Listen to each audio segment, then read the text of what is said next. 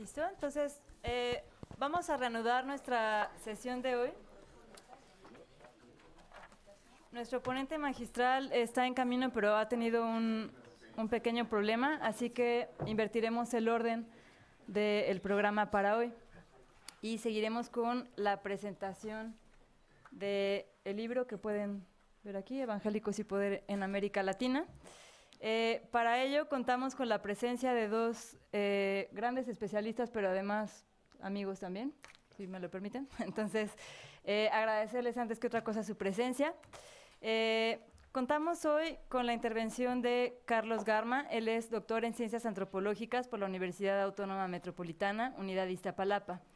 Es miembro del Sistema Nacional de Investigadores y entre sus líneas de investigación se encuentran espiritualismo, pentecostalismo, nativismo, etnicidad y afiliación religiosa y desarrollo de la religión en el centro del país.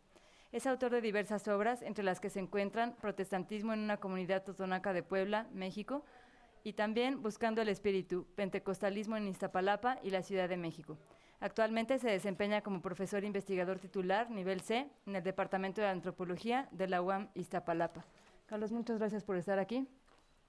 Y contamos también con la presencia de Ariel Corpus. Él es licenciado en Ciencias Históricas y maestro en Antropología Social por el Centro de Investigaciones y Estudios Superiores en Antropología Social.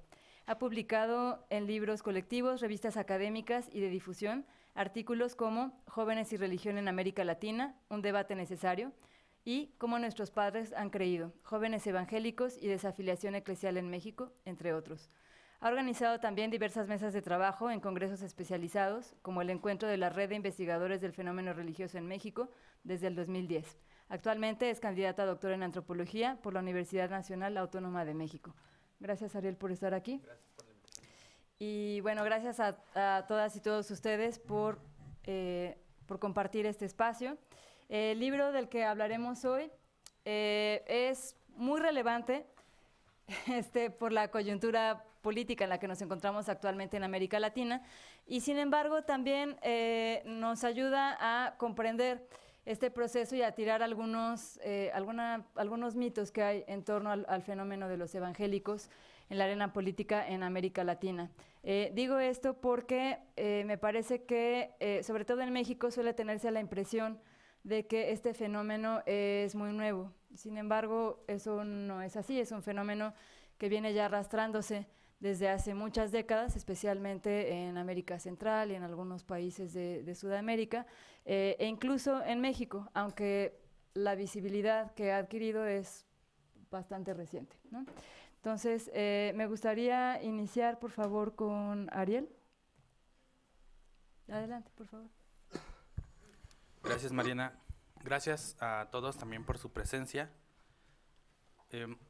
Voy a separar mi intervención en dos momentos. Voy a platicarles un poquito la importancia del libro y dos, voy a permitir leer un textito que ayer escribí, porque si no lo escribo me pierdo bastante, ¿no? Me parece que en sí el libro sí está respondiendo a una necesidad desde hace un tiempo de entender quiénes son los evangélicos y qué están haciendo, ¿no? En esta intención, lo que hacen los editores, los coordinadores, y con la búsqueda también de los autores que van recopilando la experiencia en 10 países sobre lo que pasa en términos políticos con los evangélicos, nos da en sí ya una obra muy necesaria en el debate en América Latina, ¿no? Y digo muy necesaria porque pareciera ser que este debate y la intención de los evangélicos en el ámbito político se había estancado, sobre todo en el ámbito periodístico, ¿no? Y no muchas veces con la comprensión necesaria que requiere el propio fenómeno, ¿no? Es decir, pareciera ser o se empezó a vislumbrar la construcción del objeto con un gran temor, pero también con un gran desconocimiento sobre el tema, ¿no? Y hay que decirlo también como son las cosas, ¿no? De pronto empezaron a surgir muchas plumas expertas en el tema, pero que en realidad desconocían parte o gran parte del mundo evangélico, ¿no? Cuando se habla, por ejemplo, de la irrupción evangélica como algo novedoso, se pasa de tajo pues una serie de trabajos que se han hecho y se han construido desde la propia historia, desde la propia antropología, y que, no, y que ayudan a sumar al debate en esta construcción del objeto mismo evangélico, ¿no? Entonces, en ese sentido, el libro empieza a responder a estas inquietudes y retoma experiencias de 10 países para poder decir qué es lo que está pasando en esta relación que de por sí ya resulta conflictiva para países que tienen en alto estima el proceso de laicidad y la secularización, ¿no? Que también, dicho sea de paso, se nos ha venido como otra tarea importante de repensar estas categorías, estos conceptos que habían estado muy asentados en la sociología y en la antropología, pero que la realidad ha rebasado completamente, ¿no? Entonces, de esta manera, las experiencias y los temas que están tocando a través de los propios casos de América Latina nos ayuda a entender, ahora sí con las voces internas, con la gente que conoce la experiencia interna, pues saber qué está pasando en estos países, ¿no? De qué manera los evangélicos o algunos grupos evangélicos han ido negociando, han ido construyendo una agenda política, han ido trabajando este tema, han ido construyéndose cada vez más como un elemento importante de observación, tanto para los que nos dedicamos a estudiar el tema, pero también de interés para aquellos grupos políticos que han tejido con ellos redes y acuerdos a nivel regional o local. Ahora sí quisiera compartirles este pequeño texto que escribí. Cuidado, ahí vienen los evangélicos. Como anuncio de primera plana, la llamada irrupción evangélica en América Latina, situado en el contexto de la política, ha devenido en un interés por analizar la presencia de este conglomerado religioso. Sus interpretaciones son diversas. En el ámbito del periodismo hay una línea editorial muy tenue que los observa con temor, reviviendo así la vieja teoría de la conspiración. Una parte del sector académico desempolva conceptos vetustos para analizar lo novedoso, sin considerar la historización de estos grupos e incluso del fenómeno que se busca atender. El interés por los evangélicos hoy en día ha sobrepasado incluso la atención brindada en el 5º centenario de apenas 2 años atrás. Será, seguramente, porque ahora no se conformaron con el espacio que la modernidad le había asignado, la del ámbito de lo privado, y se atrevieron a dar el salto hacia lo público, propiciando así una traición a la secularización que pensábamos décadas atrás se iría presentando gradualmente. Parafraseando a Gilles Kepel, Dios aún tenía una revancha pendiente. De buen modo, Evangélicos y Poder en América Latina, coordinado por José Luis Pérez Guadalupe y Sebastián Gunderberger, obedece a 3 inquietudes que atraviesan este texto y que se pueden ver a lo largo de las lecturas de cada uno de los países, ¿no? ¿Quiénes son los evangélicos? Porque no sé si fue una encomienda, ya Carlos nos platicará, pero parte es historizar la presencia de los evangélicos en América Latina. ¿De dónde vienen? ¿Cuáles son los movimientos que los gestaron? Y aquí trata de romper con esta tipología en la cual se entiende a los pentecostales diferenciados de los grupos históricos, ¿no? Que eso está muy a debate también, ¿no? ¿Quiénes son? La primera. La segunda, ¿qué diantres hacen metidos en la política, ¿no? ¿De qué manera han ido negociando? ¿De qué manera, cuál es su propuesta social? ¿Cuál es su modus operandi? Y en tercer lugar, ¿a dónde pretenden llegar? Si bien estas preguntas son transversales a lo largo del texto, quiero remitirme, en primer lugar, a los aportes que observo en el libro, y en segundo lugar, a unas tareas pendientes por realizar. De ambos señalaré solo algunos, ¿no? Luego resulta que es más fácil cuestionar que observar las virtudes de un buen libro, ¿no? Me parece uno de los primeros aportes a recalcar es que el texto nos permite contar con una mirada panorámica sobre lo que algunos han denominado la patria grande, América Latina, al abordar 10 países: Argentina, Brasil, Chile, Colombia, Costa Rica, El Salvador, Guatemala, México, Panamá y Perú, y en cuyos capítulos describen las particularidades de cada fenómeno. Esta mirada interna de quienes escriben es sumamente útil y necesaria a efecto de evitar extrapolar los casos de un país a otro, así como abstenerse de brindar explicaciones generalizadas, que era algo muy latente, ¿no? Siempre se hablaba, o incluso uno mismo, ¿no? Se ve tentado a hablar sobre los evangélicos y expandir su propio estudio hacia lo que pasa en otras partes de América Latina, ¿no? Pues algo importante es que ese libro nos sitúa en los contextos locales y nos dice que no siempre se puede hacer esto. A pesar de que hay unas similitudes, hay diferencias en la historia, en el modo en que han trabajado los grupos evangélicos, en el modo en que se ha construido el propio escenario para su llamada irrupción. Devenido de ello, se puede entender los procesos locales que han posibilitado tal irrupción, el modo en que han tejido sus redes y la perspectiva social de aceptación o de no aceptación por parte del resto de la ciudadanía. Un segundo elemento que había sido discutido es lo referente al voto evangélico, que en el caso del Brasil, con algunos asegúnes, tal tesis no se cumple, y que esto era parte justamente de los temores de determinados espacios u ámbitos críticos que reviraban esa misma teoría conspiracionista. Hermano no vota necesariamente por hermano, es decir, no hay tal voto evangélico con el cual se intentaron construir las plataformas electorales de partidos políticos, como el propio PES, que pretendieron hacer del voto gremial su bastión político. En los diversos capítulos se explica cómo votan los evangélicos, dirigidos, en algunos casos, por intereses más generalizados que por una relación de parentesco simbólico, ¿no? Esta famosa tesis, ¿no? Reitero, hermano vota por hermano, no siempre se cumple. Y no se cumple porque al fin de cuentas pareciera ser que cuando se habla de evangélicos también se refiere solo a las instituciones, y voy a referir un poquito más adelante de ello, olvidando o pasando por alto la perspectiva de los creyentes.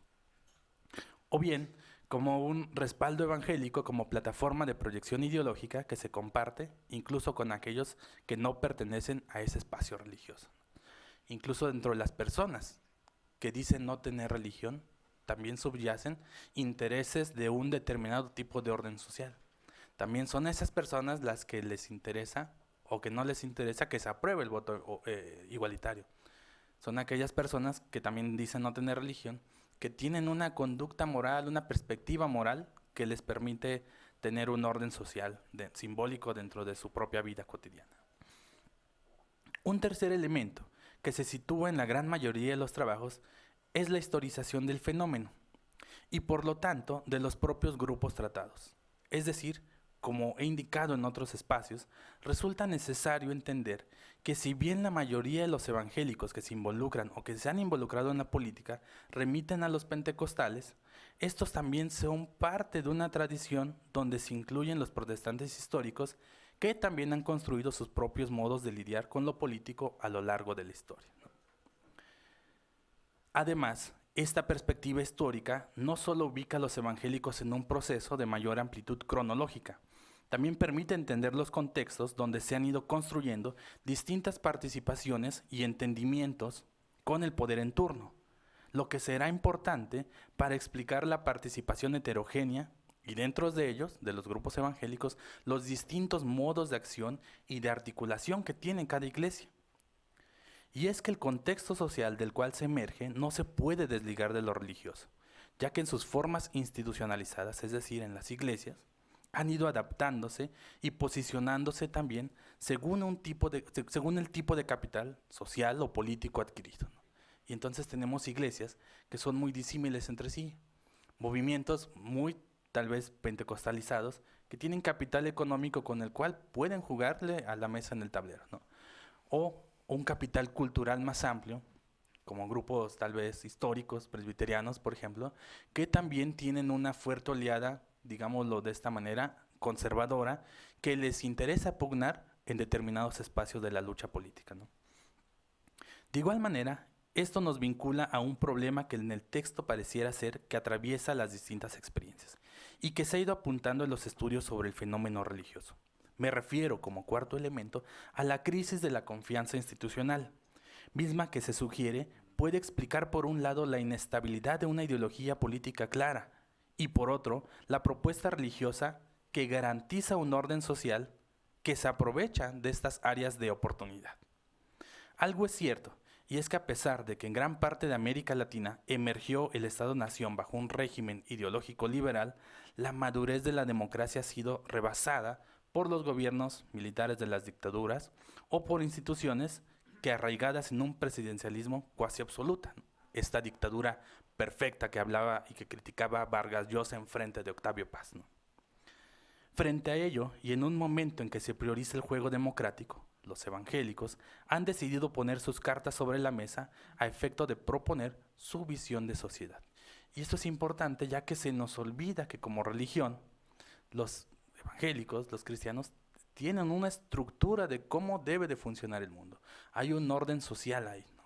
Y ese orden social hay que entenderlo también que está pugnando o está peleando con el orden social de una ideología política, al fin de cuentas, de un proyecto de nación. Tenemos entonces una pugna aquí por un espacio o por un espacio público, pero sobre todo frente a un Estado que ha sido rebasado en muchos ámbitos. En quinto lugar, y no por ello de menor importancia, me parece muy pertinente que el texto introductorio del libro conceptualice, con base en los casos explicados, las formas de acción de los evangélicos. Podemos estar de acuerdo o no con las categorías de Pérez Guadalupe, pero sin duda me parece que es un gran esfuerzo sistematizador que ayuda a entender el fenómeno. Los modelos, Partido Evangélico, Frente Evangélico y Facción Evangélica, así como otros, como Político Evangélico y Evangélico Político, construidos a modo de tipos ideales, ya nos dan herramientas para empezar a tratar puentes de explicación a lo largo del continente. Esta introducción es muy buena, empieza a sistematizar la información que van recopilando de otros países y construye tipos ideales para poder ir entendiendo el modo en que articulan, negocian y accionan y que accionan en política los evangélicos. Ahora bien, también busco señalar algunas consideraciones que son importantes hacer notar al texto. No solo me da la impresión, sino que estoy convencido que la mayoría de los textos buscan explicar la relación entre religión evangélica y política, tienen ya sus zonas bien delimitadas desde donde se realiza la explicación. En el texto hay una perspectiva institucional, es decir, cuando se habla de los evangélicos, se habla de iglesias, instituciones y partidos políticos, y liderazgo sobre todo. Pero esta perspectiva se aleja de las experiencias individualizadas que se pueden rastrear bajo una perspectiva del creyente. En todo el libro, y eso es algo que hay que también señalarlo, no están las voces de los creyentes evangélicos como tal. No está esa experiencia política que se construye desde las iglesias, desde los espacios más íntimos del ámbito del creyente, ¿no? Falta aquí aterrizar en estudios etnográficos coyunturales para entender cómo el creyente evangélico de pie construye su noción de lo político, de qué manera en sus servicios religiosos, cultos de hogar, veladas de oración, cultos familiares, clases dominicales, veladas de alabanza, etcétera, están construyendo una ciudadanía que responde o no a los intereses institucionales. En segundo lugar, en alguno de los textos no se resisten a entender estas formas de participación bajo motes conceptuales ya cuestionados líneas más arriba. Se habla de la línea conservadora y fundamentalista y se le asignan prefijos, neos, para referir al fenómeno, sin buscar constituir con evidencia de campo otros conceptos que den cuenta de la relación política-religión. En esto, me parece que es un error analítico que muchos hemos compartido, nadie nos salvamos, en algún momento. Al referir a los neoconservadurismos, neofundamentalismos, dejamos de lado la complejidad de un fenómeno que requiere otras formas de conceptualización que no caigan en esta divergencia semántica, sino que puedan generar conceptos operables y operabilizables en campo y que brinden avances en el proceso explicativo. Aunque no todos los textos nos hablan de neoconservadores, de neofundamentalistas, algunos sí caen en la tentación, ¿no? Que me parece lo que está haciendo es reducir el fenómeno que estamos viviendo y que se ha vuelto muy sencillo usarlo y fácil usarlo porque resuelve muchas cosas, ¿no? Ya se habla de fundamentalistas, conservadores, pero también es porque falta trabajar la parte concreta del campo, ¿no? La parte que da la riqueza etnográfica y a partir de la cual se puede ir construyendo categorías analíticas y conceptos todavía más ricos, ¿no? En tercer lugar, aunque los tipos ideales son importantes para comprender los modos de operar en las distintas latitudes, Estos se configuran a partir de la participación política que responde en gran medida a los tiempos coyunturales. Y eso hay que entenderlo. Muchas de las encuestas incluso caen en este aspecto que hay que debatir, ¿no? O sea, se hacen en momentos coyunturales, se hacen en espacios o en tiempos donde hay una avidez y un calor político que puede de alguna manera cambiar la opinión de la pregunta, ¿no? Ello está bien, pero sería importante ampliarla hacia otros ejercicios de ciudadanía en los cuales también pueden articular su concepción religiosa con los problemas sociales. Finalmente, quisiera recalcar que a diferencia de otros grupos religiosos estamos frente a una minoría activa, como lo señaló Bastián, que pese a su atomización, históricamente han capitalizado sus recursos para movilizar y articular en 3 dimensiones o campos: el propiamente eclesial, ahí hay una competencia fuerte por los bienes simbólicos de salvación; lo social, porque no solamente tienen una religión dentro de los templos, sino tienen una proyección social y de un orden que entienden o que están tratando de construir; y desde luego lo político, ¿no? En esta brecha que se abre frente a la crisis o estas crisis institucionales. Capacidad que no todo movimiento social puede hacer, y nos guste o no, buscan cobrar relevancia en la toma de decisiones sobre el tipo de sociedad que se pretenda construir. Y como ya eran las 2:30 de la noche, ya no pude escribir más. Gracias.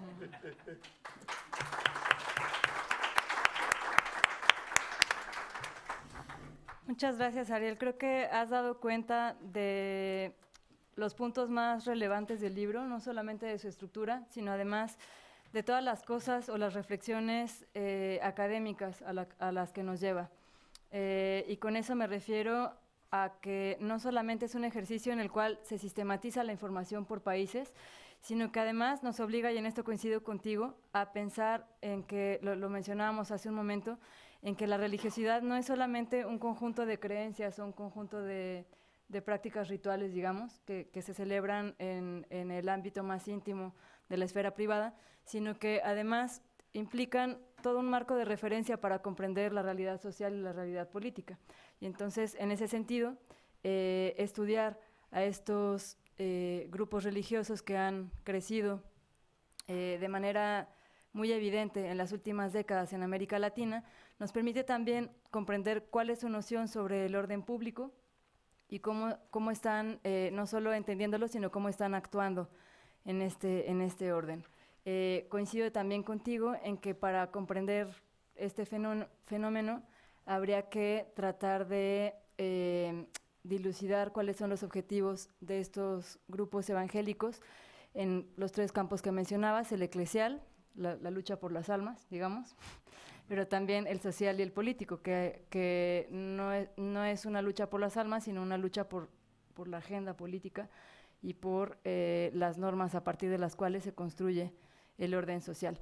Coincido también contigo, y es algo en lo que me gustaría profundizar, de ser posible, en un momento más, en la necesidad de hacer trabajo de campo y no solo trabajo de gabinete, en la medida en que eso nos permitirá aprender mejor nuestro objeto de estudio y, por lo tanto, generar nuevos conceptos o nuevas teorías que nos permitan entenderlo más allá de los neos, ¿no? Tratando justo de aprender la complejidad de estos nuevos procesos y fenómenos. Entonces, muchas gracias, y ahora le damos la palabra a Carlos Garma, por favor. Muchas gracias. Bueno, primero agradecer muchísimo a Mariana por esta invitación tan amable y tan pertinente para presentar el libro con ustedes.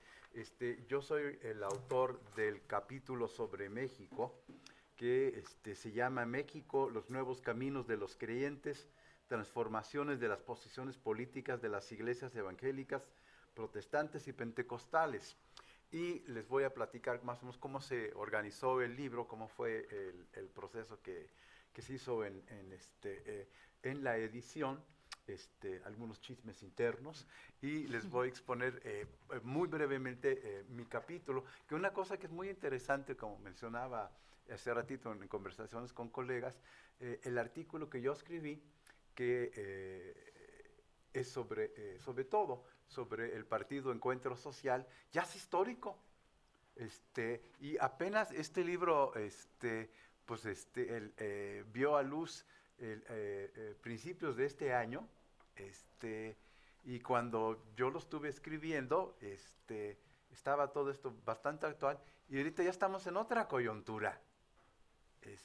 Pero el panorama cambia con tanta rapidez que nos exige estar todos actualizados y continuamente viendo elementos novedosos y interpretándolos con toda la prontitud y la rapidez que podemos, porque como bien mencionó Ariel, algo que podemos ver del libro es la importancia de un análisis desde el punto de vista de las ciencias sociales, de quienes tenemos experiencia en el campo, conocemos a las distintas instituciones, conocemos muchas veces personalmente a los actores, y en cambio uno ve muchas referencias totalmente periodísticas que se basan en estereotipos, y luego a veces incluso, lamentablemente, autores académicos que se basan en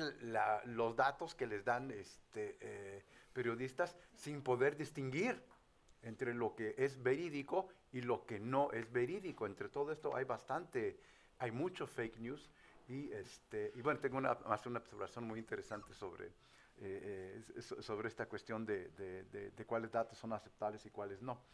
Todo comienza, como pasa ahora mucho en la actualidad, con un correo electrónico que me manda Sebastián Grundeberger del Instituto de Estudios Sociales Cristianos, en que me invita a participar en un volumen sobre América Latina, en donde él señala que como reconocido experto en las agrupaciones evangélicas de México, que yo hiciera un artículo sobre la participación política de los evangélicos en México. Y tenía algunos lineamientos que nos mandaron, ¿no? Teníamos que tener una parte histórica, teníamos que aclarar nuestros conceptos teóricos, teníamos que señalar qué entendíamos por evangélico, por protestante, por pentecostal y por neopentecostal. Y unas conclusiones. Y se supone que el trabajo de edición lo iba a hacer Grundeberger, y iba a haber una introducción general que iba a hacer José Luis Pérez Guadalupe. La composición del libro fue bastante ecléctica. Bueno, para empezar, ¿qué es el Instituto de Estudios Sociales Cristianos y la Fundación Konrad Adenauer Stiftung? Es una asociación social cristiana alemana, aunque ecuménica, con un cierto predominio de un pensamiento social católico.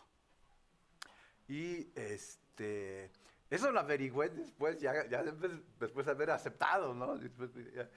Bueno, y caray, ¿quiénes son estos tipos, no? Había ciertos recursos, porque consiguieron, como dice bien Ariel, 10 países de América Latina. La única que les faltó fue Cuba, y eso porque todavía yo creo que hay cierto temor hacia hacer trabajo en Cuba y provocar la irritación de los fondos de Estados Unidos, ¿no? Pero fue una selección muy pertinente. No conocimos los otros textos hasta que ya estaban listos. Hubo una presentación en Lima, al cual yo por motivos de salud no pude asistir. Yo estaba algo escéptico y dije, bueno, vamos a mandarlo, pero seguramente nunca voy a ver el producto final. Eso pasa muchas veces cuando uno publica en América Latina, tarda 3 o 4 años en recibir el producto final. ¿Y cuál fue mi sorpresa? Que después de una huelga interminable de 3 meses, voy llegando y hay una cajota. Me dicen, bueno, pues es para ti, me dice la secretaria, ¿no? Es para ti, a ver qué es. No, y si ya eran los libros y sí habían llegado. Como tal, además, yo me preguntaba, bueno, ¿cómo escogieron a a los especialistas, porque algunos candidatos obvios no estaban. De antropólogos estamos Claudia Darri de Guatemala, y estoy yo. Hay sociólogos como Hilario Winarzik y uno de los peruanos, porque hay 3 peruanos que participan. Hubo una fuerte presencia de especialistas en ciencias políticas, un teólogo y un demógrafo. O sea, una forma bastante, o sea, que era interesante porque si a mí me lo hubieran pedido, yo hubiera escogido puros antropólogos y sociólogos. Y fue interesante el que hayan escogido a veces personas que no venían o que no eran para nosotros hubieran sido la opción inmediata, ¿no? Por ejemplo, en Chile no está Miguel Mancilla, sino está alguien que trabaja para la fundación, que hace un trabajo interesante. Me hubiera gustado más que estuviera Miguel Mancilla, pero en parte está bien poner esta heterogeneidad, porque si no siempre somos los mismos, ¿no? Y era interesante. Y a veces algunos de los colegas tenían observaciones interesantes que a uno no se le hubieran ocurrido, ¿no? Por ejemplo, la cuestión demográfica. Los demógrafos sí señalaron claramente que los países donde los partidos evangélicos habían sido más exitosos tenían un porcentaje de por lo menos 40% o más de población evangélica en la población total, que son Brasil y Guatemala. Y uno como antropólogo jamás se le ocurría, sí, ¿de veras? ¿Los números cuentan? Estoy exagerando, pero nuestra tendencia es desconfiar de eso. Y que un demógrafo viera y dijera, bueno, antes de que digan que los partidos evangélicos van a arrasar en los países, los datos demográficos nos muestran que tienen que haber una población crítica mínima para que puedan llegar a tener una victoria a nivel nacional, como es el caso de Guatemala y de Brasil. Y eso ya da bastante que pensar, ¿no? Y el elemento del marco teórico también era muy interesante, dialogar con los científicos políticos que analizan datos. Por ejemplo, ellos utilizan mucho más las encuestas que nosotros. Nosotros no solemos utilizar tanto los elementos de las encuestas. Ellos sí utilizan muchas encuestas de opinión pública, ¿no? Y sus autores de cabecera son Almond y Verba. Bueno, yo no los conozco, pero sí me acuerdo que los he visitado tanto que, bueno, decía uno, bueno, por allí va la orientación.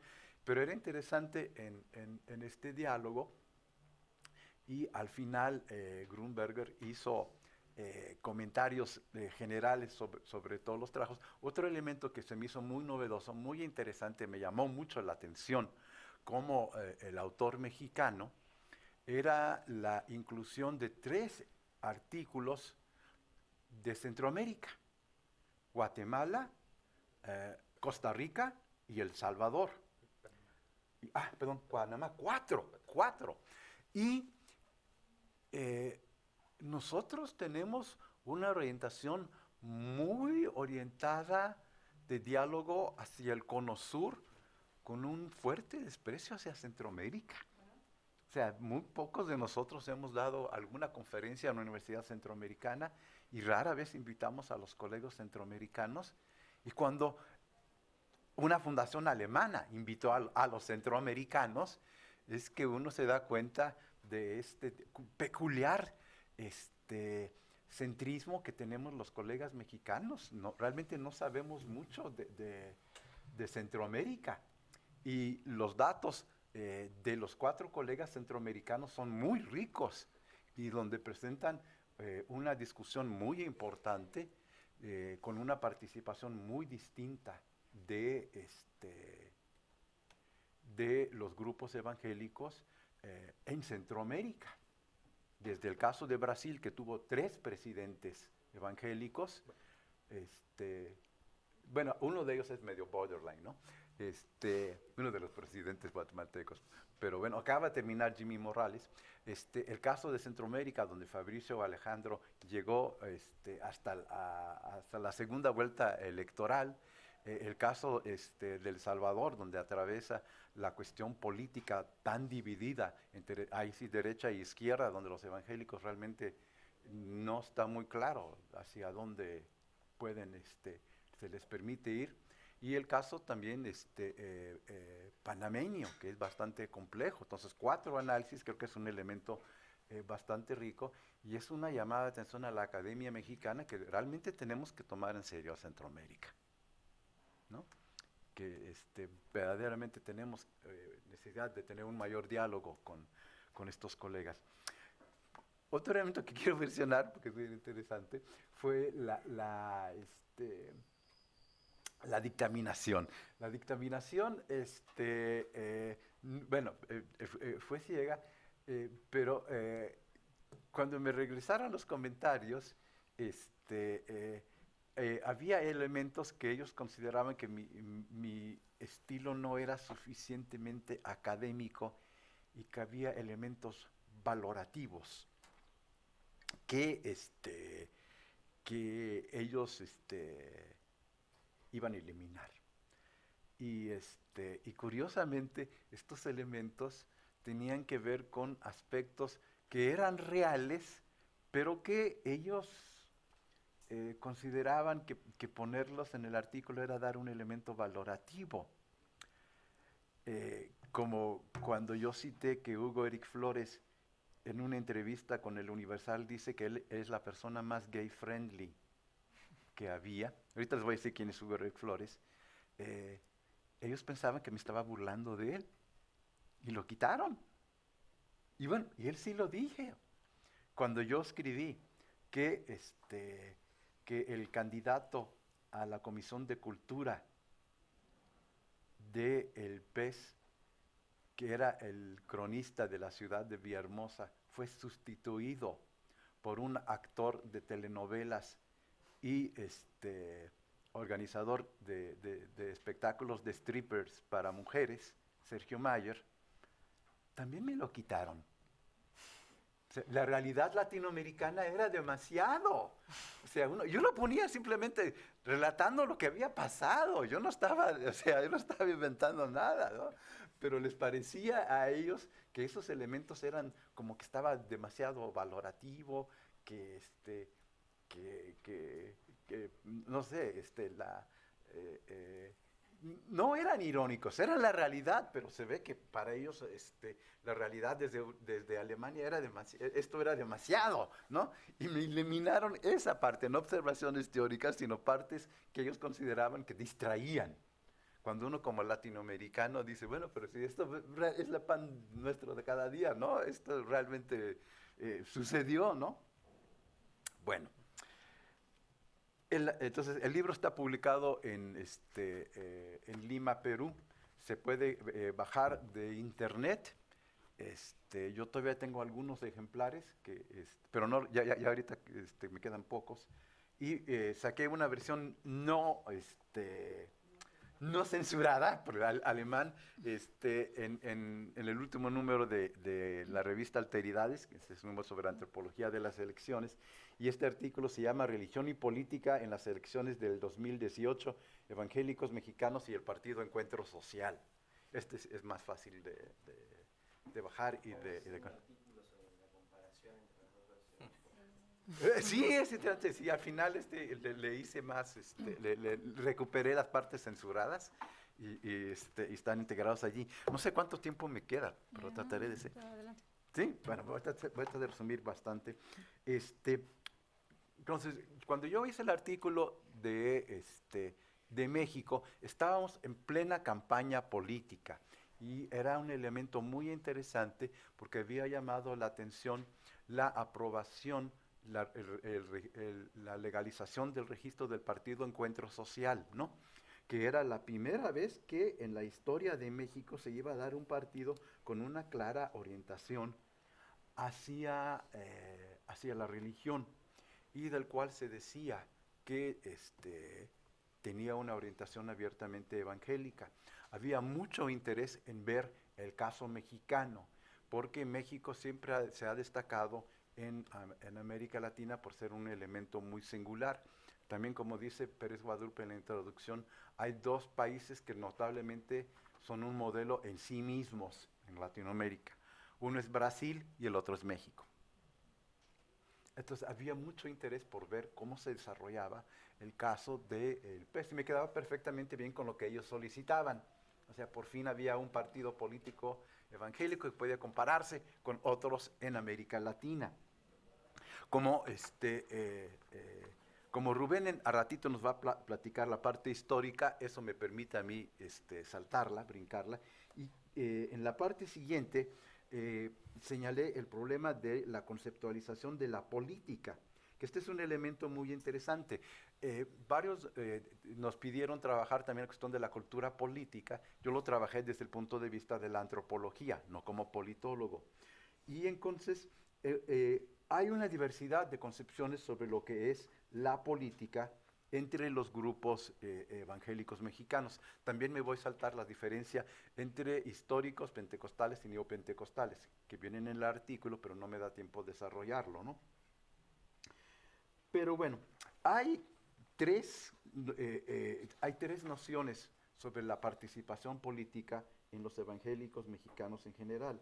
Una primera es que la participación en la política es un elemento degradante, es un elemento terrenal, es un elemento sucio, es un elemento que llega a llevar a las personas a la corrupción, al culto al dinero, y es algo que tiene que evitarse.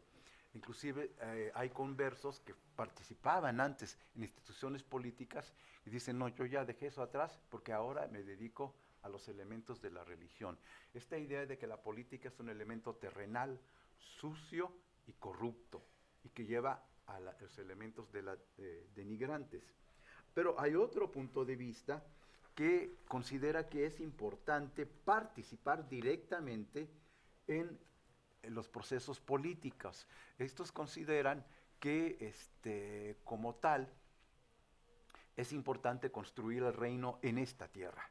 O sea, mientras que los que dicen que la política es siempre sucia y corruptora, apelan a nociones más bien milenaristas, y eso va a acabar cuando llega Dios, ¿no? Cuando como señala la Biblia. Estos otros dicen, no, el reino de Dios está en esta tierra y hay que construirlo aquí y ahora, ¿no? Y en estos grupos hablan la importancia de ser la luz que alumbra la oscuridad, en donde dicen, no, cosas van a cambiar cuando hay verdaderos, auténticos creyentes en los puestos políticos. Entonces, sí deben de participar, ¿no? Y luego hay una tercera que dice, bueno, ellos pueden participar en ciertas coyunturas. Cuando hay ciertas situaciones críticas, es necesario participar. Pero cuando estas pasan, ya no es tan necesario. Y aquí se forman lo que se llaman frentes políticos, que los frentes políticos se hacen por diversas ocasiones y después se desintegran. Algunos han sido frentes políticos por los derechos humanos evangélicos, particularmente en el caso de las expulsiones, y más recientemente en toda América Latina, la formación de frentes políticos por el derecho a la vida. Estos permiten a actores diversos unirse, a veces inclusive en el caso de derechos pro vida, con actores católicos, pero no se llevan. Simplemente es por la coyuntura. Se termina eso y todo el mundo se queda diciendo como que, ay, ¿y yo qué hago contigo? ¿No? Ay, no. Es un poco como algo que no es permanente, ¿no? En México, esta orientación tiene claramente un peso por varios símbolos políticos, sobre todo por el símbolo del juarismo. El símbolo de Juárez es muy importante dentro de las distintas culturas políticas religiosas. En las culturas evangélicas es muy acentuado y se ve Juárez como la figura política que permitió la entrada de las iglesias evangélicas a México en 1860, cuando triunfan las leyes de la Reforma. Y por eso hay una apelación a Juárez que se nota mucho ritualmente, ¿no? En las ceremonias a Benito Juárez, que etnografiamos Raúl Méndez y yo, y donde estaba también Ariel, que se hacen anualmente en el monumento a Juárez, se reúnen las distintas iglesias evangélicas para recordar este legado. Y el juarismo sí funciona como una ideología política que une distintos grupos, ¿no? A veces grupos, una vez más, coyunturalmente muy distintos, ¿no? Así como vemos que Andrés Manuel López Obrador continuamente apela a su juarismo, entendiéndolo a su manera, ¿no? Y otros actores lo interpretan de otra forma, pero en el fondo todos apelan a la misma figura simbólica de la ideología juarista. Esto me permite ver, planteo yo lo más rápido que pueda, a la cuestión de los partidos políticos. Antes del PES, ¿cómo era la situación? Antes del PES, en los partidos políticos, el partido de preferencia de los evangélicos mexicanos en general era el PRI, el Partido Revolucionario Institucional, que se señalaba como representante del juarismo. Se ponía como el partido juarista por excelencia. Y el Estado laico era un elemento que durante mucho tiempo defendía el PRI. Y era un elemento importante y muchos evangélicos no estaban de acuerdo con los elementos del PRI, que eran de corrupción, de elementos vistos como tranza, pero era el menor de los males. Y era preferible seguir y votar por el partido oficial, porque además era visto como un agente neutral. En cambio, el Partido Acción Nacional era visto como un partido claramente de la derecha católica y que era visto como un partido que apoyaba a la institución católica y que como tal no era juarista ni respetaba el Estado laico. Hay un elemento que va a entrar aquí mucho con el PES, que es el primer intento de hacer alianza con estos grupos de derecha, pero tradicionalmente eran estos. Y por último estaba la izquierda, lo cual gozaba de cierta simpatía del lado de los grupos evangélicos, sobre todo subalternos, ¿no? Aquellos en zonas indígenas y también en zonas de movimientos urbanos tenían cierta orientación hacia los grupos de izquierda, particularmente el PRD. Esto era sobre todo por la figura de Lázaro Cárdenas y Cuauhtémoc Cárdenas, que eran vistos como figuras de izquierda que eran juaristas y apoyaban al Estado laico. Y entonces se iban básicamente entre la mayor parte por el PRI, pero por un número sustancial iba por el PRD. Hace apenas 5 años este panorama cambia muchísimo con el surgimiento de la reforma política que permite la creación de nuevos partidos. Y aquí entran 2 partidos con registro nacional que van a cambiar mucho este panorama. Simultáneamente estamos hablando de el PES, Partido de Encuentro Social, y Morena, que los dos obtienen registro a nivel nacional hace apenas 5 años. Vemos aquí en la parte central del artículo, ¿qué es el PES? El PES, el Partido Encuentro Social, fue fundado en 2006 en Baja California, originalmente como una asociación civil, con cierta afinidad electiva con el neopentecostalismo. El PES es fundado por el abogado catedrático cristiano protestante, neopentecostal, Hugo Eric Flores, que nació y creció en una familia evangélica perteneciente a la Iglesia de Dios. Hugo Eric Flores es un egresado de la Universidad aquí de la UNAM, de Derecho, y de la Universidad de Harvard. Posteriormente tuvo muchos vínculos con una iglesia neopentecostal llamado Casa sobre la Roca, cuyos dirigentes Alejandro Orozco y Rosa María Orozco tuvieron una cercanía muy fuerte con Felipe Calderón.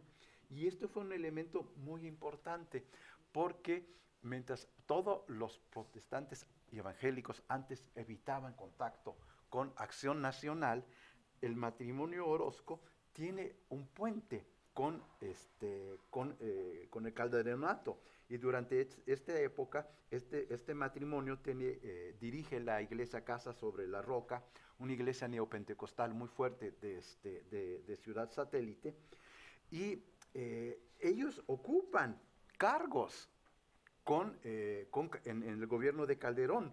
Alejandro Orozco, el pastor, fue director del Instituto Nacional para Adultos Mayores desde el 2007 hasta el 2009, y Rosy María Orozco fue diputada federal del Partido de Acción Nacional de 2019 a 2012 y perdió como candidata a diputada en las elecciones estas últimas del 16.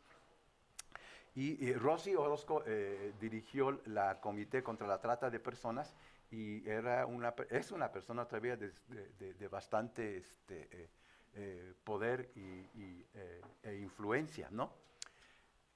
Y Hugo Eric Flores también ocupó el cargo de subsecretario de la Secretaría de Medio Ambiente de Semarnat, a la cual renunció al año por inepto, porque no tenía ni idea, pero es evidente que todos ocupan cargos y en un gobierno del PAN. Y los gobiernos del PAN fueron los que fueron abriendo espacios a los partidos políticos religiosos. Originalmente pensaba para los católicos, pero los evangélicos rápidamente se aprovecharon de esa situación, ¿no? En 2014, Encuentro Social obtiene su registro social como partido político nacional, el mismo momento que lo obtiene Morena. En este mismo grupo. Tiene bastante presencia en algunas partes del país, conocido por el apoyo que ha obtenido entre creyentes evangélicos, sobre todo neopentecostales y algunos pentecostales. Y supone que sus miembros son creyentes evangélicos, aunque ha evitado de que fueran pastores o ministros activos. Y ellos sí utilizaban también, yo he visto el propaganda que ellos daban, que de hermano vota por hermano, ¿no? El presidente del partido fue todo el tiempo Hugo Eric Flores, que también fue diputado federal 2 veces, y la orientación ideológica del PES es muy interesante. El partido le ha acusado de ser oportunista, porque bueno, empieza el PES con una alianza abierta con el PAN. Vimos que Hugo Eric Flores y el matrimonio Orozco estaban con el PAN. Y además, el PES participa activamente en las marchas contra el matrimonio gay y la adopción de matrimonios homosexuales, de la propuesta que hizo Enrique Peña Nieto en el 2016. Allí se hace una serie de marchas para derogar esta ley, en la cual el PES aparece como organizador junto con el Frente Nacional por la Familia, una organización provida de derecha católica, de exdiputados del PAN, ¿no? Y es interesante que Hugo Eric Flores nota, es el primero que hace este elemento, que creo que es bastante importante, por eso esta fecha es importante y le dedicamos un libro con Ariel a ese evento. Es el primero que forja la unión entre la derecha católica y la derecha evangélica. Él fue el primero que vio que esto podía darse. Y efectivamente la propuesta fue derogada. Entonces, uno de los elementos claves del PES es la defensa de la familia. Cuando todavía tenía registro, se señalaba como el partido de la familia mexicana. Así aparecía en la página. Y ellos decían que eran los voz de los sin voz. Y ellos señalaban que ellos eran liberales conservadores en lo económico, liberales en lo social. Así vienen en su página. ¿Qué significa eso? Bueno, es muy interesante. En lo social, su orientación es muy abarcadora incluye muy ampliamente sectores subalternos, están divididos en una serie de comisiones que se parecen mucho a los ministerios de cualquier iglesia pentecostal. Había estos distintos movimientos sectoriales que incluían campesinos, obreros, empresarios, migrantes, discapacitados, jóvenes, mujeres, adultos mayores y familias. O sea, si uno conoce iglesias evangélicas, esto parece como una organización de ministerios, ¿no? Pero esto les permitía entrar en zonas donde normalmente muchas organizaciones sociales no llegaban, incluyendo los partidos sociales, apoyándose en una infraestructura de iglesias evangélicas. Llega el 2018 y cuando uno esperaba que el PES hubiera apoyado a Ricardo Anaya del PAN, desde el principio Hugo Eric Flores señala su apoyo hacia Andrés Manuel López Obrador y señala su alianza con el movimiento de Juntos Haremos Historia, junto con el Partido de Trabajo, Morena y el PES. Y ahí quedó una gente, bueno, ¿y por qué hizo eso? Y no solamente eso, sino en el evento, en el cual comienza el artículo, en el evento donde postuló el PES a Andrés Manuel López Obrador, Hugo Eric Flores lo compara con Aarón, el hermano de Moisés, que dirige a los hebreos de Egipto a la tierra de Canaán. Y López Obrador no lo niega, no, dice, al contrario, dice, vamos a hacer una nueva constitución moral y vamos a unir a México para todos, para creyentes y no creyentes. Y allí apenas era el comienzo. Después, mientras sigue la campaña y actualmente en las mañaneras cada vez ha sido más y más mesiánico López Obrador. A pesar de que en ciertos momentos creó mucha tensión esta alianza, hubo sectores que claramente vieron quién era Hugo Eric Flores, aunque él decía que en una entrevista al Universal que era la persona más gay-friendly del mundo. Se sabía había hecho público sus posiciones y hubo representantes de Morena que pedían que por favor la alianza no se llevara a cabo. Sin embargo, se mantuvo. Y bueno, nosotros ya sabemos la parte histórica. Andrés Manuel López Obrador arrasa, gana un número sin precedente de votos, pero el PES, interesantemente, no logra el 3% del voto en ninguno de los distintos ámbitos, ¿no? Ni en la Cámara, ni en el Senado, ni en la votación general. No logra el 3% mínimo para obtener un registro. Había un anuncio que se daba mucho, ustedes ya lo acuerdan, ¿no? Vota por Andrés, vota por el PES. ¿Qué pasa? Los evangélicos no votaron por el PES. El pueblo evangélico no votó por el PES. El pueblo evangélico votó por Andrés, pero no por el PES. ¿Por qué? Sigue esta desconfianza que señalábamos antes. Todavía esta desconfianza de que, ¿y qué pasa cuando pones a un hermano allí? ¿Y qué tanto poder era dárselo al PES? Y hubo varios intentos del PES por ser. Curiosamente, el PES, a pesar de todo, tenía 55 diputados, a pesar de que no lograron esto. Pero luego el caso pasa al Instituto Federal Electoral y allí se señala que el PES irremediablemente pierde el registro y el Tribunal Electoral Federal posteriormente le quita el registro al PES. Esto lo deja sin recursos económicos, pierde el registro y sin bienes. Y hay una migración de los diputados del PES a otras agrupaciones políticas. Actualmente solo le quedan 20 y pierde las comisiones de la Cámara que había obtenido, se pierden, incluyendo, por ejemplo, esa de cultura que yo mencioné aquí, que me censuraron, cuando un diputado del PES, que era el cronista de la ciudad de Villahermosa, es sustituido por Sergio Mayer actor de telenovelas y de Chippendale, ¿no? Pero sí sucedió. ¿Qué le hacemos, no? Sí pasó. Se les quitaron las comisiones. Entonces, el pez queda descabezado. Y aquí yo puedo hacer un elemento muy interesante porque estaba escribiendo, pues prácticamente mientras estaba sucediendo los hechos, yo estaba escribiendo el artículo.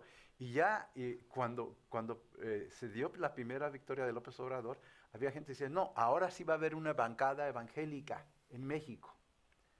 Pero lo que yo señalo aquí, México no está listo para tener ni una bancada evangélica, ni un partido político evangélico ganador. ¿Por qué? Porque a pesar de todos estos elementos, no hay un voto evangélico en México, un voto evangélico unido en México. No hay. Los evangélicos desconfían y se dividen en estos distintos grupos. Entre los que dicen la política es corrupta, no, igual de corruptos son los políticos católicos, evangélicos, que ateos, no los queremos.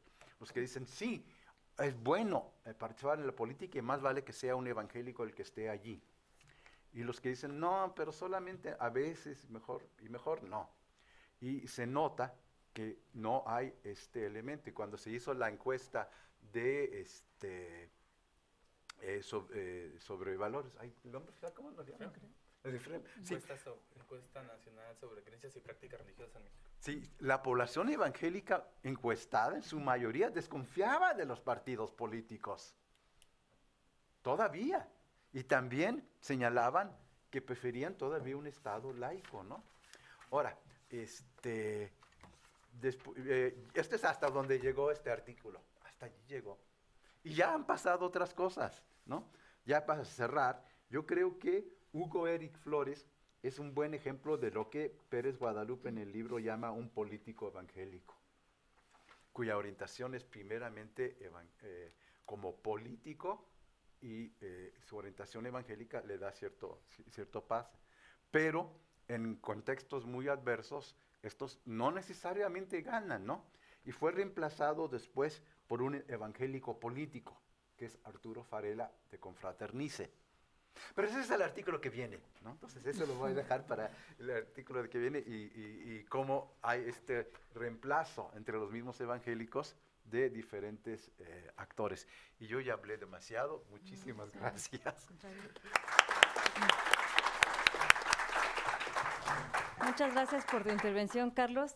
Yo rescataría varios puntos que creo que son muy importantes. El primero es que Brasil y México constituyen casos un tanto atípicos respecto del resto de América Latina y que por lo tanto vale la pena estudiarlos no solo por lo interesante que resultan sus trayectorias, sino además por lo que pueden aportar para comprender todo el fenómeno, todo el fenómeno, es que iba a decir de la política evangélica, pero ahí también es interesante discutir si estamos hablando de políticos evangélicos o de evangélicos políticos. Creo que es una distinción interesante y que hace mucha falta. Lo segundo que yo rescataría de este panorama que nos das sobre los grupos que piensan que la política es algo degradante, algo terrenal, algo en lo que no deberían de meterse, frente a otros grupos que opinan que al contrario, que justo para, moralizar la política habría que tener presencia evangélica, y un grupo más quienes participan solamente en ciertas coyunturas o para ciertos temas y en otros no. Se me ocurre, por ejemplo, el Frente Nacional por la Familia, un ejemplo muy claro. Todo eso da cuenta de no solamente de la complejidad de las propias creencias y de la forma en la que se reflejan en la arena política, sino además da cuenta también de un error analítico que tendemos a veces a cometer en la academia, que es equiparar el hecho de ser religioso con el hecho de ser conservador, ¿no?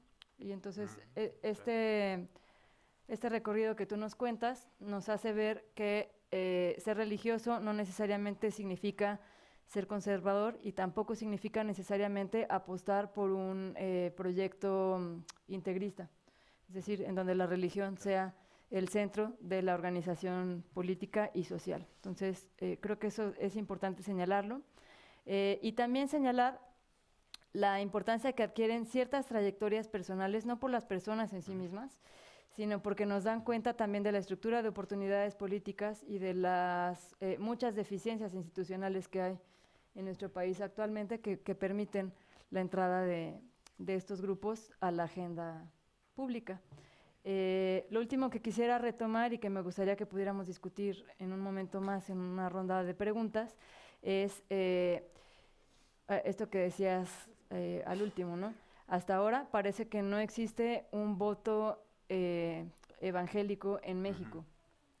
Y la pregunta es si ese voto podría eventualmente llegar a concretarse o si eso no va a pasar. O sea, si puede pasar como con el catolicismo, que no necesariamente todos los católicos votan por un grupo, etcétera, ¿no? Entonces, creo que vale mucho la pena pensar si para el caso específicamente de México, pero en realidad de toda América Latina, tendríamos que pensar en el peso real del voto religioso, o si por la historia de México eso es un escenario que está completamente fuera de rango, ¿no? Digamos. Entonces, ya para no tomar el micrófono, tenemos espacio para un par de preguntas y comentarios. No sé si alguien del público quisiera. Por acá tenemos una, por favor.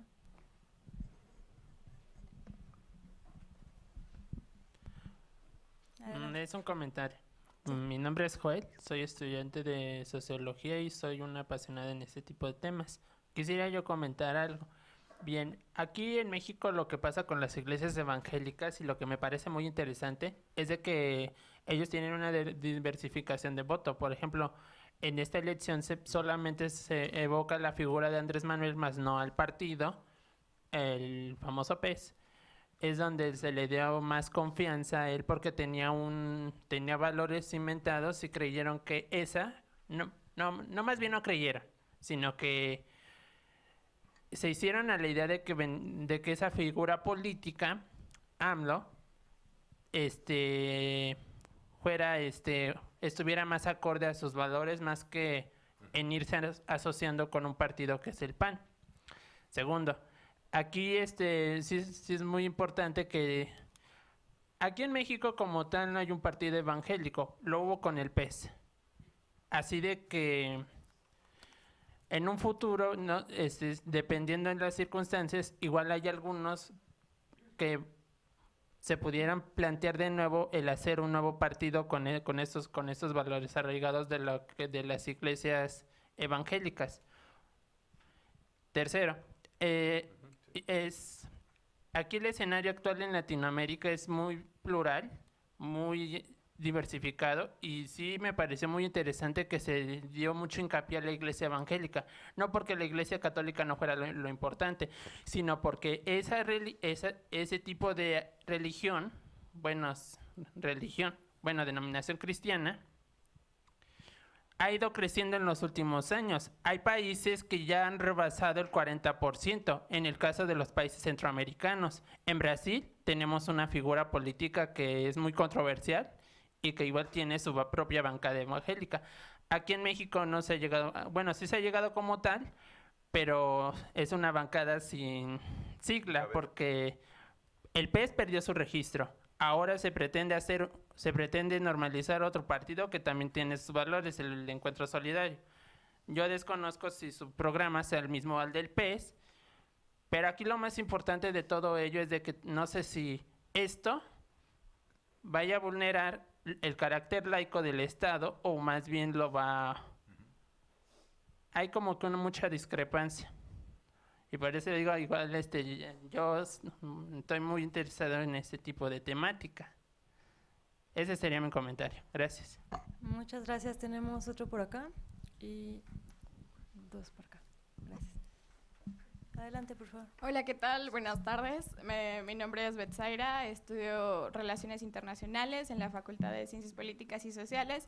Y pues justo, a manera de comentario, ya que me llama mucho la atención la injerencia de los actores, de los modelos, la estructura y los estereotipos, así como la conducta social en el contexto de la agenda internacional, ¿no? Debido a que esta estructura se generaliza a partir de un sistema en donde se gesta justo esta inserción de los partidos políticos a través de la toma de decisiones en el contexto internacional, porque justo mencionamos bueno, en esta parte o en la presentación del libro, los diferentes países que se ven involucrados para poder tomar decisiones, ya que van desde toda la región de América Latina, ¿no? Es muy importante conocer por qué el auge de la religión a manera de inserción en la estructura política y social, porque justo es una concepción de los recursos en América Latina que generan una transformación del ideal social a través de un discurso, ¿no? En donde se gesta poder y toma de decisiones, porque justo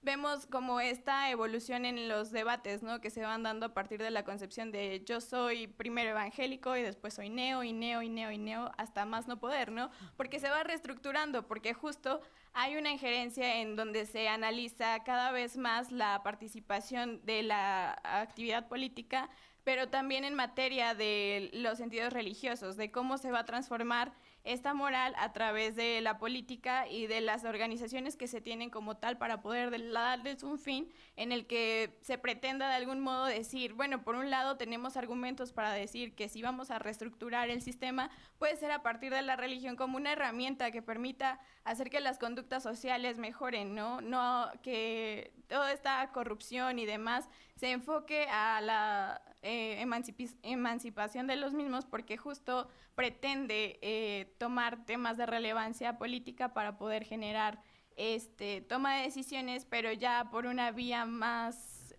solidaria de cooperación, de actos en donde se tenga una participación por parte de todos los grupos evangélicos. Sin embargo, lo que me parece muy importante es que muchas de las veces se maneja como justo el socialismo, ¿no? Del siglo XXI. No nada más es un socialismo que se da así como así, sino que se le da esa connotación justo del siglo XXI, porque si lo vemos a partir desde el Foro de Sao Paulo, pues se garantiza el bienestar, etcétera, etcétera, pero se invierte demasiado y la gente le apuesta a este tipo de organización a través de una reestructuración de la misma, pero que no gesta de algún modo resultados, ¿no? Porque vemos cómo es la condición de América Latina y cómo es la condición de otros países o incluso continentes, ¿no? Vemos cómo es su desarrollo y a partir de qué políticas está teniendo apertura el sistema y cómo América Latina no le ha funcionado pese a tantas inversiones y que la sociedad se encuentra pues de algún modo en una incógnita, ¿no? Porque no sabe qué es lo que va a pasar y busca alternativas y pues mediante la religión plantea este tipo de acciones. Sin embargo, lo que considero importante es que la participación política de las religiones no siempre transforma el discurso, ¿no? Sino que lo plantea, pero de algún modo es solo el discurso y no va más allá de lo que realmente se necesita. Pues eso sería. Muchas gracias. ¿Tenemos otros comentarios? Sí, buenas tardes. Mi nombre es Oscar Moa. Quiero preguntar, desde la disciplina que ustedes manejan, desde el ámbito académico, desde la sociología, desde la antropología, ¿cómo ven esta 4T y específicamente en la persona del presidente de la República? Si de veras creen que el presidente cree que el líder de los evangélicos o que todos los evangélicos son como Arturo Farela y que están pidiendo que haya esa opción de minimizar, de eliminar los matrimonios entre personas del mismo sexo, la despenalización del aborto, que sí les vayan a dar concesiones de estaciones de radio, de televisión, e incluso puestos políticos en una diputación, puestos de elección popular. ¿Cómo lo ven desde sus respectivas ramas? Gracias. Gracias, por favor. Buen día. A mí, Ariel, me pareció muy importante cuando alertás sobre la necesidad de evitar extrapolar, ¿no?, experiencias en Latinoamérica como si fueran lo mismo, ¿no?, o asumiendo escenarios similares cuando son muy distintos, ¿sí? Me parece que es una alerta importante porque uno lee muchas veces esta generalización, digamos, de hablar de Latinoamérica como si fuera una totalidad discernible en este tema y claramente no lo es. Entonces esto me lleva a pensar en cómo qué criterios se podrían utilizar para hacer estudios comparados, porque al mismo tiempo sabemos de la riqueza que tienen ese tipo de estudios, pero desde ya hay que establecer parámetros para poder hacer esos estudios comparados. Entonces, este pensamiento me fue llevando a, bueno, ¿cuáles serían esas preguntas estructurantes, ¿no?, de algún estudio comparado? Y son varias las que se me vinieron a la cabeza, no voy a mencionar todas, pero una de ellas es, ¿cuál es la relación, y esto lo pregunto específicamente respecto de México, cuál es la relación entre la Iglesia Católica y los evangelistas? Porque claramente la relación entre la religión predominante en un país va a variar, ¿no?, en su vinculación con otras religiones de país a país. ¿Sí? Va a ser muy distinto un caso como Argentina, donde la Iglesia Católica está avalada como un actor político privilegiado por el artículo 2 de la Constitución. Va a ser muy distinto en México, donde no existe ese aval constitucional de la Iglesia Católica, ¿no? Entonces, me parece que una pregunta importante es entender cuál es la relación entre las iglesias evangelistas y la iglesia predominante, mayoritaria en nuestra región. Muchas gracias. Pues si les parece, seguimos. Sí, claro, adelante. Un breve comentario que es, esto es algo que por ahí pensamos mucho. Yo me saludo con dos sombreros, el de antropólogo y el de sociólogo, pero aquí hay un problema para los sociólogos, que es medir los fenómenos sobre la variable dependiente. Entonces uno siempre va a encontrar algo porque lo está buscando. Entonces quiere medir derecha y evangélicos, y yo siempre va a encontrar evangélicos de derecha. Y si yo quiero medir evangélicos y antiespecismo, yo les puedo jurar que voy a encontrar, aunque ustedes crean que no. Y evangélicos queer también. Entonces, me parece a mí que cuando nosotros estamos estudiando esta confluencia entre ciertas formas de politización, que no son cualesquiera, sino que tienen que ver con un proceso de radicalización de los conservadurismos en América Latina, que eso, digamos, incluyendo lo que dice Luciana, perdón, Laura. Mi hermana es Luciana. Perdón. Incluyendo lo que dice Laura, de no generalizar sobre América Latina, nosotros deberíamos tener en cuenta que del otro lado hay un proceso político muy importante, y para no medir sobre la variable dependiente y no poner todo en los evangélicos, hay que tener en cuenta las características del proceso por el cual aparece un conservadurismo relanzado y más fuerte, y que no es patrimonio exclusivo de los evangélicos, porque también se están radicalizando las derechas laicas, cristianas, evangélicas, católicas o del tipo que sea. Entonces, es muy importante tener en cuenta esto, digamos, el proceso que ocurre del otro lado, que es el de radicalización de los conservadurismos. Y ahí yo tomo algo que observó muy bien Carlos, que es que la referencia a Almond y Verba para discutir la politización evangélica es insuficiente. Porque Almond y Verba son una bibliografía que discute los procesos de la politización y de la cultura política en términos que están anclados hace 40 o 50 años, ¿no? En términos de teoría sociológica y en términos de dinámicas políticas. Almond y Verba hablan de cultura política, que ya no es un concepto que ni siquiera use la politología contemporánea. Bueno, y ese es un problema que tenemos nosotros, los especialistas en ciencias sociales de la religión, que es que no estamos considerando el otro lado de la cuestión, que es, bueno, ¿qué está pasando con la política? Porque por ahí encontramos más evangélicos de derecha, porque en realidad todo el mundo se está yendo a la derecha. Entonces, ¿por qué nos vamos a asombrar de encontrar evangélicos de derecha? ¿No? Es una observación más bien metodológica. Muchas gracias. Pues, si les parece, seguimos el mismo orden. Primero Ariel y luego Carlos. Ok. ¿Les parece bien?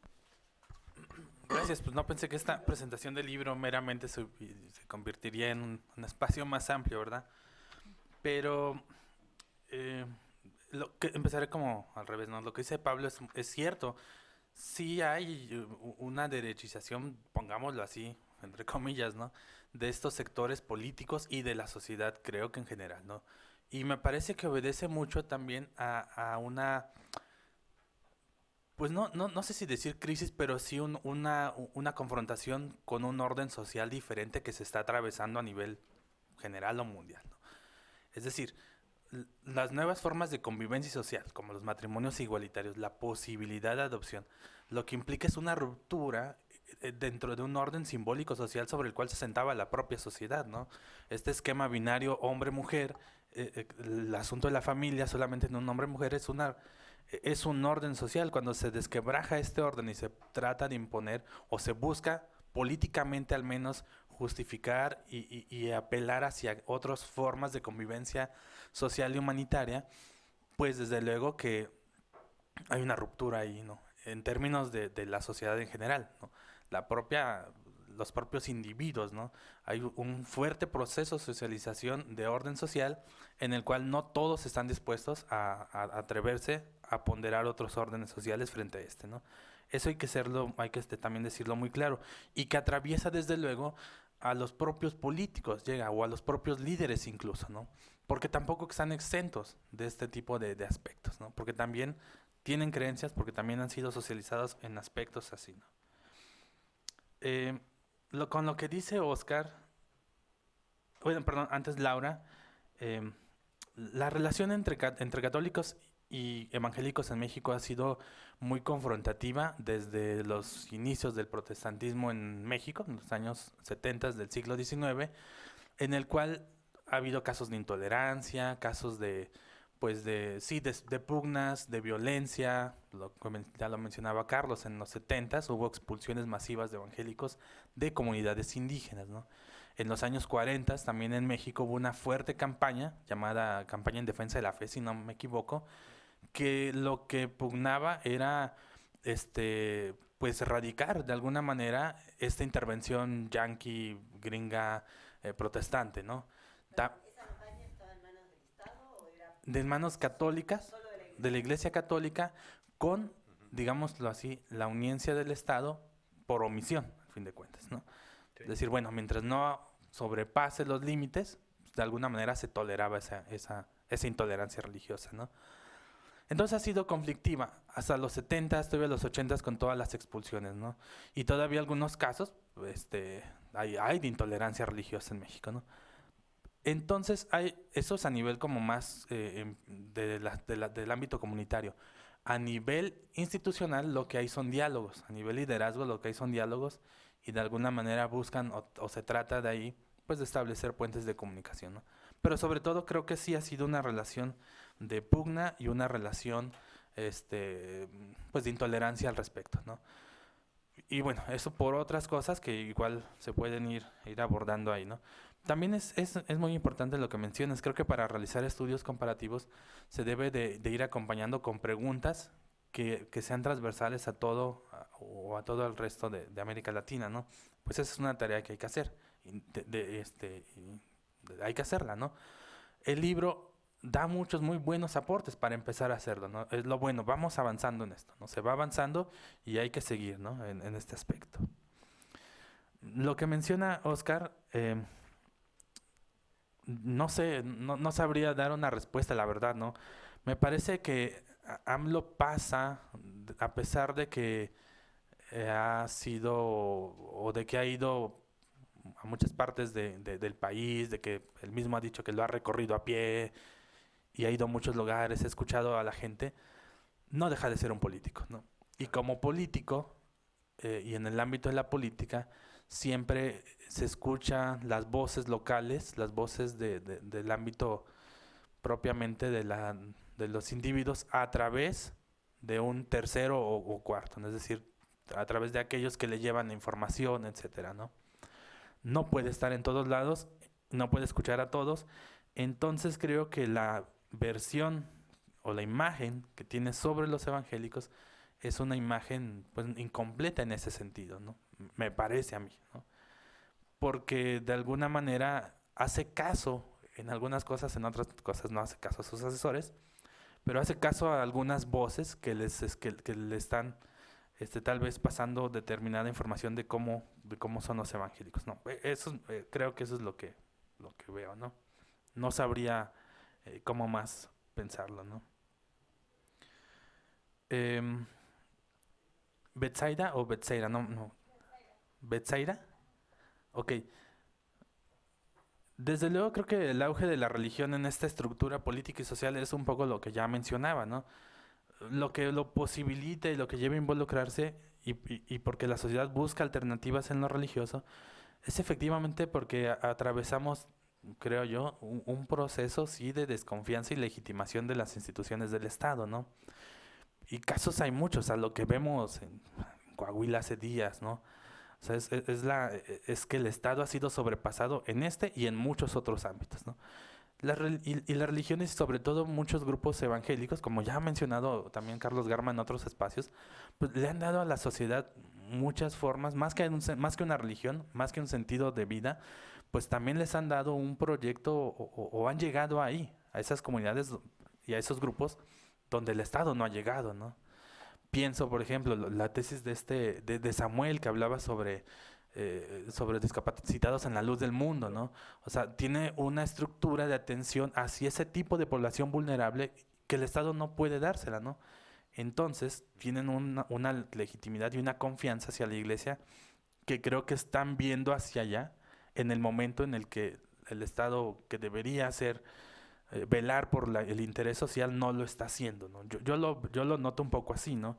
Y esas crisis se pueden ver, o esas crisis institucionales del Estado se pueden ver no solamente en los grupos evangélicos, sino en otras religiosidades, e incluso religiosidades populares y marginales, ¿no? O sea, ¿por qué la gente le tiene devoción a estos cultos como la Santa Muerte, el propio San Simón, ¿no? Porque encuentra ahí formas, y en esto sí hay que ser muy durkheimiano, formas de solidaridad compartidas y comunitarias, que lo que hacen es dotarles de un sentido también, ¿no? O sea, las iglesias y esas religiones les están diciendo que sí son importantes, ¿no? Y están velando por su seguridad, por sus intereses, de un modo simbólico o real, pero no aquel que debería serlo del Estado, que se ha visto sobrepasado, ¿no? Y creo que ya son las preguntas. Yo creo que bueno, la de existir un voto evangélico en México, esa se la voy a dejar a Carlos, pero la necesidad de hacer trabajo de campo que decía Mariana, eso sí es importante, ¿no? Y igual, a todos nos pasa, ¿no? Tiempos institucionales, economía, o sea, no siempre hay la capacidad para destinar un mínimo, unos 4 meses para hacer una estancia de trabajo de campo. Se deja sobre todo más a los estudiantes eso. Hay una cultura ya, no sé si cultura, pero sí hay una práctica investigativa en México de cubículo, ¿no? En ese aspecto, ¿no? Ya poco se hace trabajo de campo desde lo que yo veo, pero es necesario voltear y es necesario regresar a hacer trabajo de campo. ¿Qué se está construyendo desde las propias comunidades de fe, ¿no? ¿Qué se está construyendo todos los domingos en las iglesias? Pensando en el caso de los evangélicos, ¿no? ¿Qué se está predicando? ¿Qué se está leyendo? ¿Cómo se está platicando entre los creyentes? ¿Cómo se está construyendo ahí una noción de ciudadanía, un ejercicio político desde los propios espacios? Y esto solamente nos los va a dar un trabajo de campo profundo y etnográfico, ¿no? Al fin de cuentas, ¿no? Y en esto también yo sé que a los sociólogos les gustan mucho las entrevistas y todos las hemos usado, pero eso lo puede dar más el trabajo propiamente etnográfico, ¿no? Ir con la gente, estar con la gente, ver qué platicar con ellos directamente, ¿no? En eso creo que sí es muy necesario hacerlo, ¿no? Hoy lo tenemos que hacer porque si no nuestro ejercicio de comprensión solamente va a ser o por fuentes periodísticas o por las fuentes de los liderazgos evangélicos, ¿no? Pero no por el asunto concreto, los individuos creyentes de a pie que también están siendo importantes ahí, los estamos dejando de lado, me parece. Muchas gracias. Carlos, por favor. Bueno, muy interesantes preguntas. Voy a empezar con lo de Oscar, que es bien interesante. Es bien difícil ubicar, inclusive con respecto a la religión, si AMLO pertenece o no a una religión, se ha discutido varias veces. Él ha evitado ubicarse específicamente en uno, es político, él se ha cuidado de eso. alguien lo caracterizó como un evangélico de closet, como un evangélico que no quiere salir y decir abiertamente. Ciertamente aparece como un evangélico mal socializado, porque sus citas a veces no son totalmente atinadas. Un evangélico sería más cuidadoso en la manera de citar, pero sí cita mucho a la Biblia. Y se ha ubicado en varias entrevistas como cristiano, nada más como cristiano. También ha sacado en su cartera las imágenes de la Virgen de Guadalupe y de San Judas Tadeo, pero si uno va a creer que es con eso él es católico, bueno, pues es bastante simple. En sus primeros rituales de la toma de posesión, retomó muchos elementos New Age, pseudo-indígenas, cuando un antropólogo que había trabajado en pueblos indígenas, notaba que era una pura escenificación, según criterios New Age, y posteriormente ya no lo ha vuelto a hacer. Él en sí es muy eclético, pero como elemento político, él ha buscado crear intermediarios de los grupos religiosos que él considera que él puede dialogar con ellos y que representan a la institución política que no ha dado buenos resultados, ¿no? Que es un poco como cuando en los imperios coloniales ingleses le decían a los africanos: a ver, ¿quién es tu líder? Tráemelo. No, yo quiero hablar con un líder. Y ustedes búscanme un líder, ¿no? Porque con él quiero hablar, ¿no? Y ha ubicado a diversos actores evangélicos tratando de convertirlos en representantes del pensamiento de los grupos evangélicos. Primero fue Hugo Eric Flores y el PES, pero después se vio que no tenía realmente representatividad, y muy rápidamente, cuando se quemó el PES y Hugo Eric Flores, lo sustituyó Arturo Farela y Confraternice, y fue en esa famosa foto en Palacio Nacional de los 20 pastores y una esposa, ¿no? Y AMLO, ya saben cuál, ¿no? Esa foto, ¿no? Y que eran representantes de Confraternice, y se notó también en el evento de Tijuana, que fue en mayo, si me acuerdo bien, en donde invitó a hablar a Arturo Farela de parte de la población evangélica, como líder evangélico, y a Alejandro Solalinde como representante de los grupos católicos, ¿no? Logrando la irritación de ambos grupos. Muy rápidamente ha respondido la Conferencia Episcopal Mexicana Católica que ellos no están dispuestos a avalar una posición política específica. Ahora, cuando eran los gobiernos del PAN sí lo estaban, pero ahora ya no. Ahora ya son elementos laicos, y un poco quemaron a Alejandro Solalinde. Y también lo mismo pasó con Farela. Él se propuso como representante de los 37 millones de evangélicos que él se imaginó, un número fantástico, ¿no? Que quizás solo Helio Masferrer se lo dio. Y recientemente ha habido varios grupos, frentes evangélicos o interecuménicos, que han señalado abiertamente que Arturo Farela no los representa, que no representa a la población evangélica en su conjunto. Inclusive se han reunido con Olga Sánchez Cordero y con ¿mande? Gracias, sí, con Monreal, y le han dicho: somos plurales, aquí hay varias voces, no son nada más la de Arturo Farela, ¿no? Y entonces allí se le ha bajado el protagonismo a Farela, cuando se quiere mostrar que hay esta diversidad de actores. Algo que hay que considerar es la cuestión del tiempo. Faltan 5 años del gobierno de Andrés López Obrador y de Morena. Y en 5 años pueden pasar muchas cosas. Yo creo que si va a regresar el PES como partido, que ni siquiera tiene que cambiarse de nombre, ¿no? Como Partido Encuentro Solidario. Yo creo que sí van a aprender de sus errores. Tienen tiempo, tienen esa ventaja, tienen el tiempo para poder aprender de sus errores y van a recuperar el registro. Si vamos a tener Hugo Eric Flores Reloaded o si va a haber otro, no sé.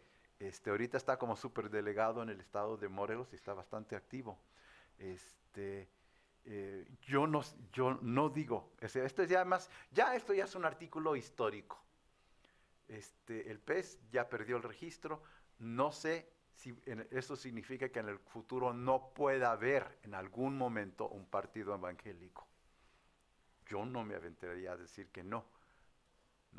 En este momento no funcionó, pero más adelante faltaría por verlo, ¿no? Y yo creo que todavía va a ser la discusión importante sobre iglesia y las iglesias y el Estado. Y creo que una parte de la novedad es ver este papel tan importante que ahora tienen durante este momento las iglesias evangélicas, protestantes, pentecostales y neopentecostales, que antes no lo tenían, ¿no? Y es muy interesante verlos actuando públicamente. Ese elemento sí es novedoso, aunque se quemen y aunque luego son cartuchos quemados, pero vuelven a hacerlo. Eso es muy interesante verlo que está pasando ahorita, en este momento.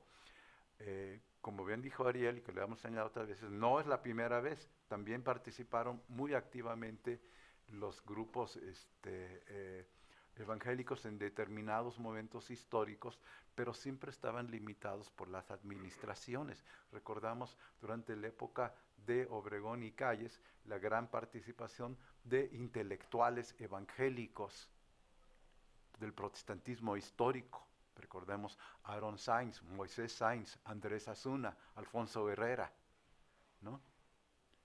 Pero ese periodo terminó y posteriormente entró ese letargo, que no sé si Rubén va a hablar de eso, entonces no me voy a meter mucho en ese tema, pero históricamente ha pasado y ha sido limitado por la cuestión de de las distintas administraciones, ¿no? Hay una relación muy interesante del catolicismo con las iglesias evangélicas, sí quiero un poco mencionar eso. Es bien interesante. Tradicionalmente han sido totalmente opuestos. Oficialmente la Iglesia Católica siempre se refería a ellos como sectas, ¿no? Y inclusive a veces hubo un representante del Vaticano en México que los llamó moscas, ¿no? Pirilloni, ¿no? Y ha habido un rechazo muy fuerte.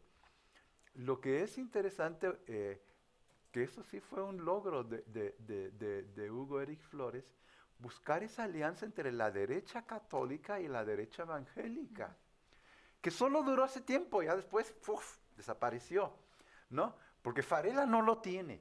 Varela es old school. Él no confía en la Iglesia Católica y no busca hacer una alianza. Pero además su antiintelectualismo que comparte con AMLO es muy fuerte en desconfiar de elementos teológicos. Y en cambio, Hugo Eric Flores sí vio esa alianza posible entre las dos derechas. Se había intentado del lado de las izquierdas, se había intentado la izquierda católica de Teología de Liberación con la izquierda evangélica.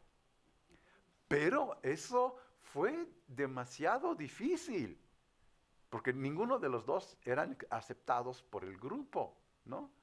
Y la alianza entre las izquierdas religiosas no sobrevivió, no tuvo. Y en cambio, la alianza del lado de las derechas sí fructificó y como señala allí Pérez Guadalupe, eso sí vamos a ver más en el futuro. Sí vamos a ver más este elemento de buscar estas, pero son alianzas coyunturales. Como dicen acá también, alguien mencionó en el texto, son alianzas contra natura, que es un poco como cuando después de una fiesta de repente despiertas y estás, ¡ay! ¿Y tú qué? ¿Yo qué hago con tu cama? ¿Y tú qué hago contigo? ¿No? Y bueno, órale, pues ya pasó, ¿no? Pero de allí a pensar que de allí va a salir un noviazgo y un matrimonio, esa es otra cosa. Son alianzas momentáneas, no se quieren, no se llevan. Ese es el problema. O sea, esas derechas a lo mejor pueden estar juntas en un frente en un determinado momento, pero esas alianzas no son contra natura. Es muy difícil que vayan a poder fructificar. ¿Mande? ¿Por qué no puede? Porque no se llevan. ¿Pero por qué? Porque son opuestos. Porque son opuestos. ¿Cuál es el interés que hace que no puedan fructificar esa alianza? Sus grupos desconfían demasiado del otro más allá de una alianza coyuntural. Es demasiado de pedirle a las congregaciones evangélicas que ahora los católicos son buena onda y que no los van a discriminar y que no los van a matar y que no van a expulsarlos. Sobre todo después de esa historia que ustedes citan en México. Sí, en México, claro. En México. Después de todo eso lo que ha pasado, es muy difícil hacer borrón y decir, ahora vamos a ser cuates, ahora vamos a ser amigos, ¿no?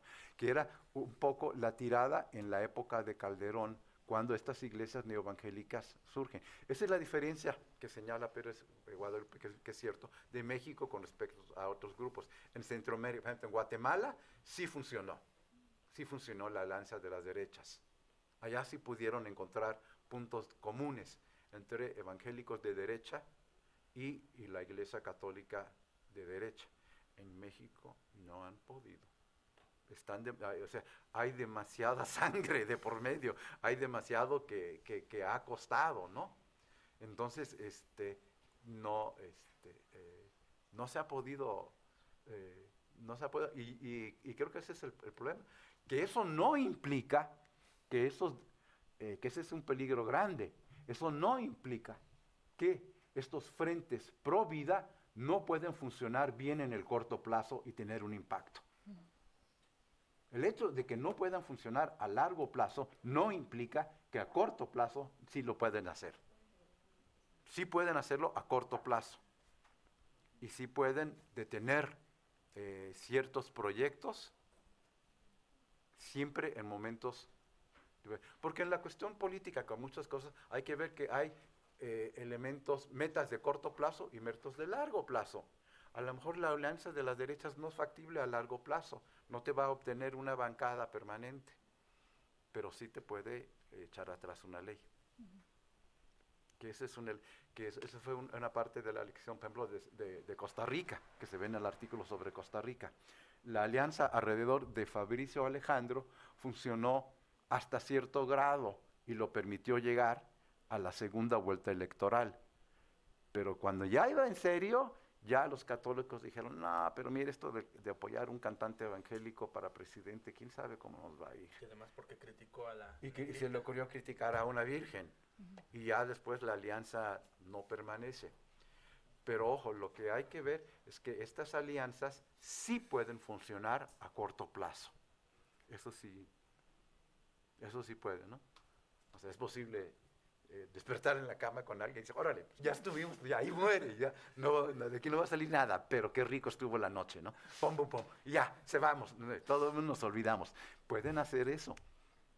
O sea, pueden tener objetivos a corto plazo que pueden entender. Y claro, estoy de acuerdo con Pablo. Esto es algo que hay que verlo con la derechización general. Y vamos a ver la respuesta que sigue después del gobierno de AMLO. Va a venir una derecha bien cabrona de aquí a 5 años. Y ya hablé demasiado. No, está bien, perfecto. Muchísimas gracias a ambos por su intervención. Ha sido un diálogo muy interesante que me deja con muchas reflexiones que me gustaría retomar más adelante en este mismo espacio. Así que muchas gracias a ambos. Un aplauso, por favor. Y bueno,